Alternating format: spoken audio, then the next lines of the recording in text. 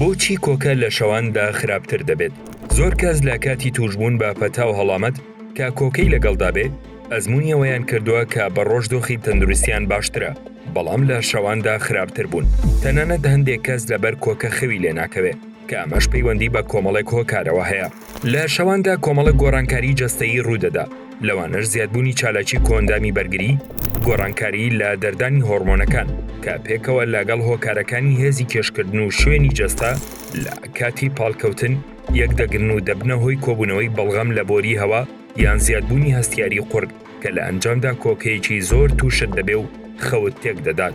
لە لایەکی دیکەوە کەمبوونەوەی ئاستی کۆرتیزۆڵ لە شەواندا وا دەکات شانەکان تونتر وەڵامی هەوکردنەکان بدەنەوە، بەماش تووشی کۆکە دەبی.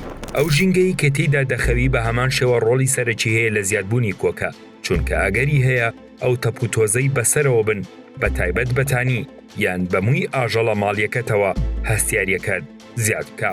پزیشکان ڕێنمایی چارەخوازان دەکەن پێش نووستن گەرماوێکی گرم بکەن بۆ ئەوەی ڕێڕەوی هەناسە و قورگ و لوتیان شێدار بێتەوە.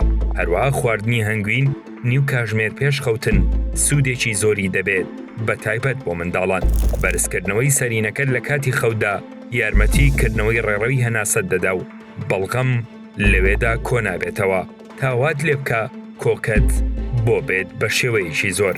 ئەگەر ئەم دۆخە بۆ ماوەی زیاتر لە 2 هەفتە مایەوە ئازاری سنگ و هەناسە تەنگی لەگەڵدا بوو، باشترە سەردانی پزیشکی تایبەت بکەیت.